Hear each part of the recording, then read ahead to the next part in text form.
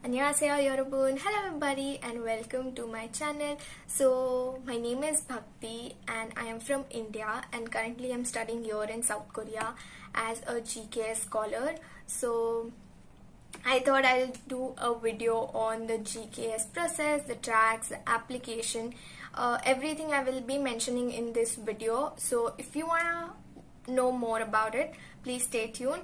Also, just a quick disclaimer, this is something I am speaking from my personal experience. So yeah. Okay. So GKS or KGSP, both the scholarships are one and the same, just the names are different. Mainly it is called as GKS, which is the Global Korea Scholarship, and this scholarship is being offered by NIIED, which is the National Institute of International Education, and they offer the scholarship twice a year, one in September and one in February.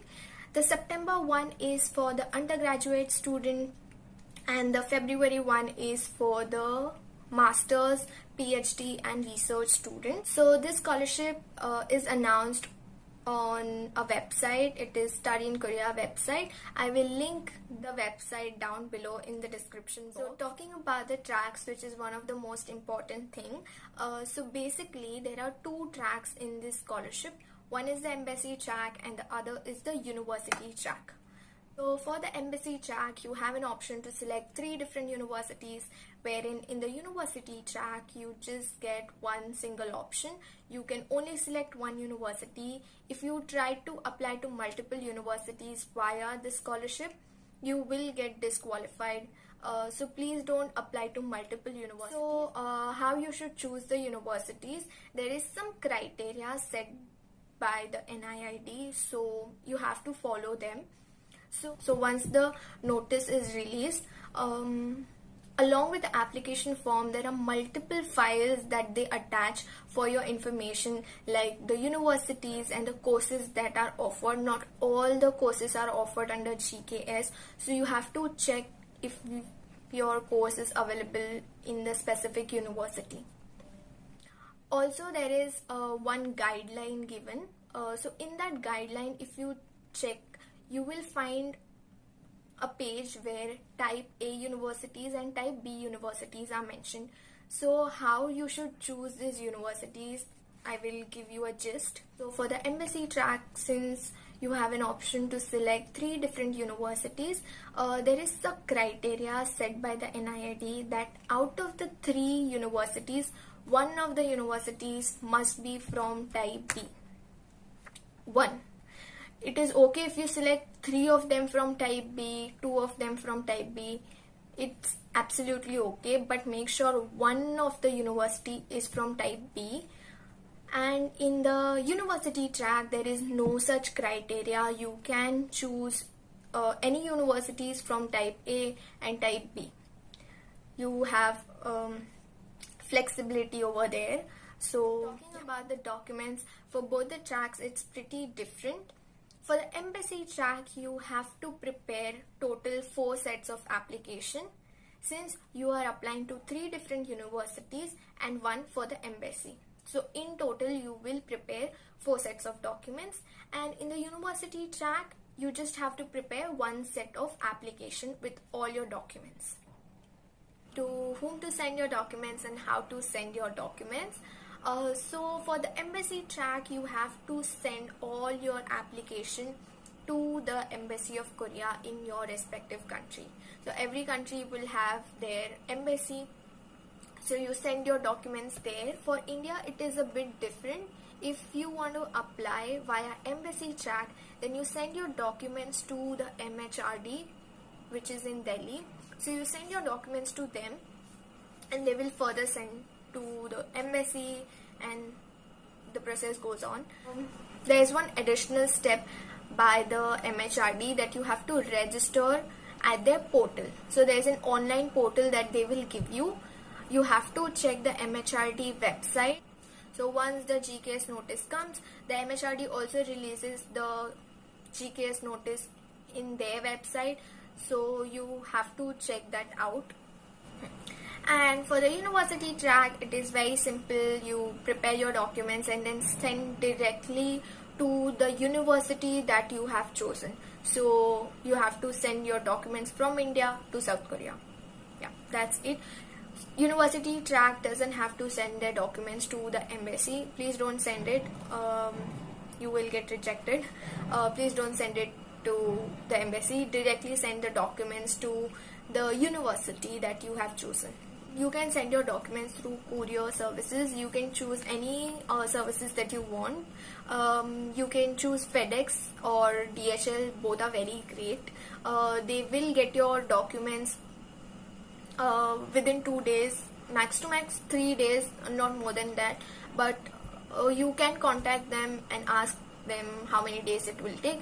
But I would recommend DHL and FedEx are the best. Please don't go with the Indian Post. It will take a lot of time since the application deadline is pretty short. So if you are okay to go with the Indian Post and they will get your documents delivered on time, then only go. Or else if you have a very short time, go with DHL and FedEx. Talking about the deadlines, for both the tracks the deadlines are very different. For the embassy, you have to check the embassy deadline. So you contact the embassy and check what is the deadline. For the Indian applicants, you can check the MHRD website.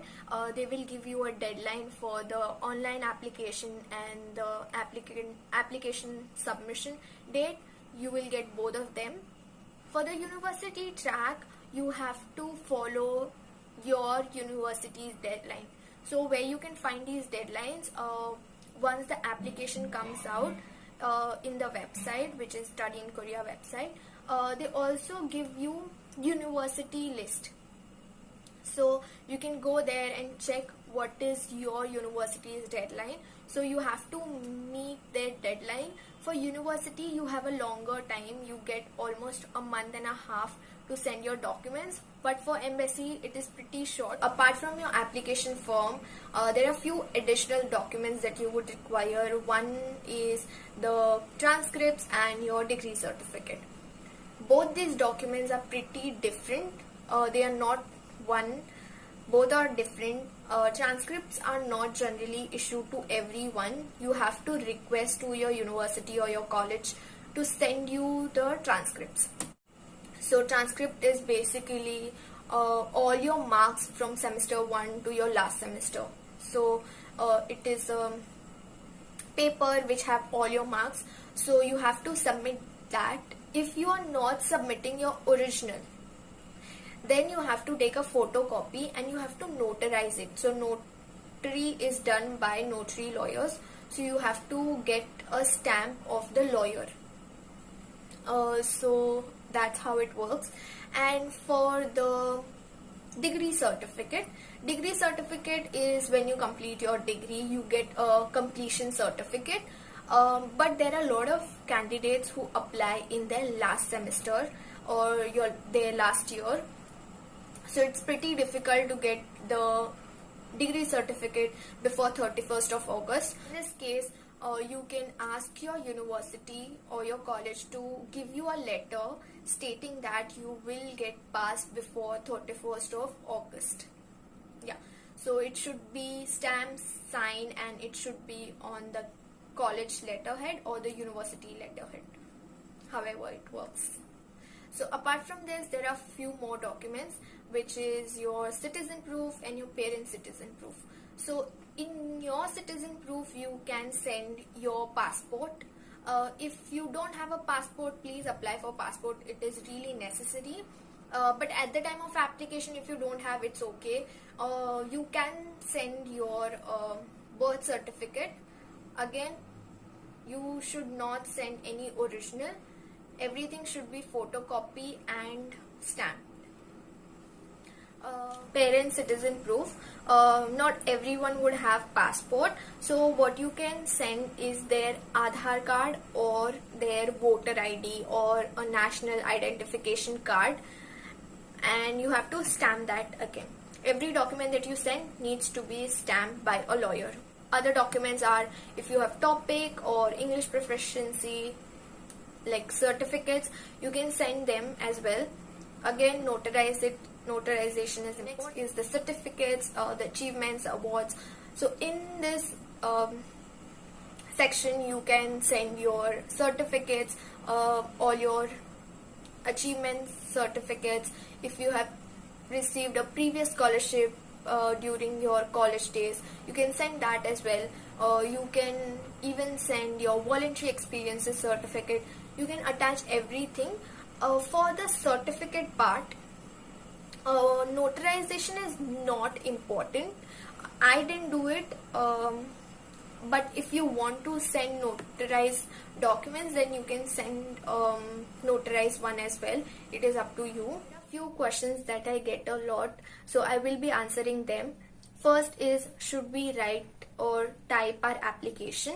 So it is better and recommended that you type it down, because you never know, the person reading your application might not understand your handwriting or your language. So it is better that you type it down. So the next question I get is the language of the application. So you have to fill in your application either in Korean or in English.